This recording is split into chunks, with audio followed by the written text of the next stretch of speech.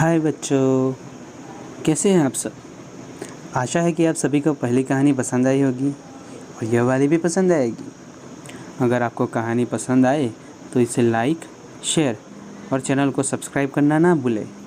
तो चलिए शुरू करते हैं आज की नई कहानी। तो बात ऐसी है कि धामपुर नाम का एक छोटा सा गांव था।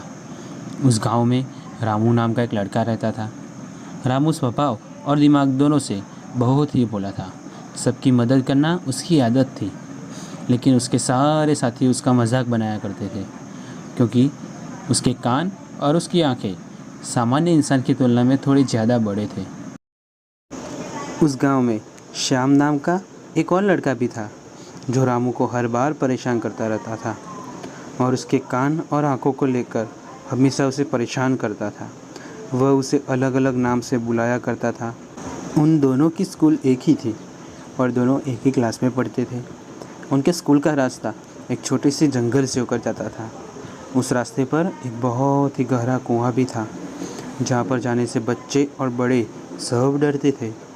उनका कहना था कि इस कुएं में भूत है, जो डरावनी आवाज़ें निकालकर सबको डराता है।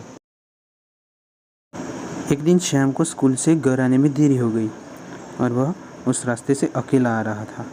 आते आते जंगल पहुँचते पहुँचते अंधेरा होने लगा और जैसे जैसे श्याम चलता जा रहा था, वैसे वैसे कुएं के नज़दीक जा रहा था।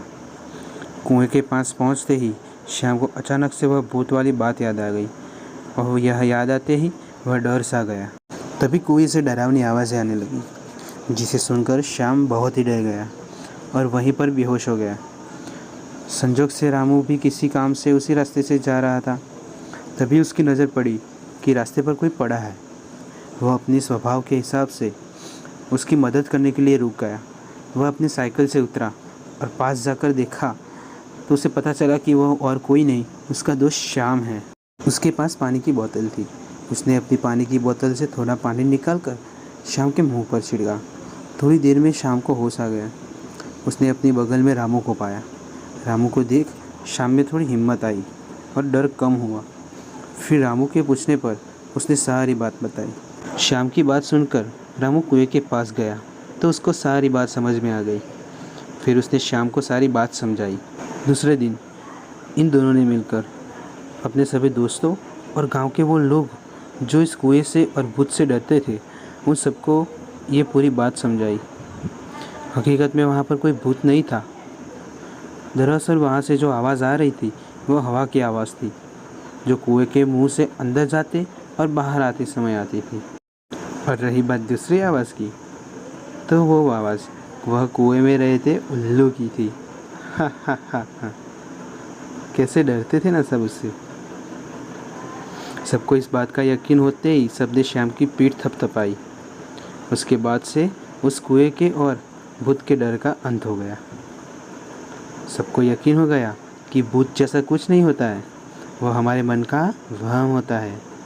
उस घटना के बाद से श्याम भी रामू का अच्छा दोस्त बन गया। इसके अलावा रामू के और भी नए दोस्त बन जाते हैं। तो बच्चों, कैसी लगी मेरी नई कहानी?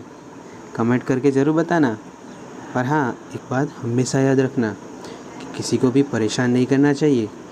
अगर हम किसी के साथ मस्ती भी करते हैं तो इस बात का खास ध्यान रखें कि हमारी मस्ती से किसी को बुरा ना लगे। और हाँ दोस्तों, ये कहानी कैसी लगी कमेंट में ज़रूर बताना। और अच्छी लगे तो इसे लाइक करना मत भूलना, ठीक है ना? और मेरी चैनल को सब्सक्राइब किया कि नहीं किया? अगर भूल गए तो मेरी कहानियों से दूर रह जाओगे। तो सब्सक्राइब करना मत भूलना, ठीक है ना? Bye bye.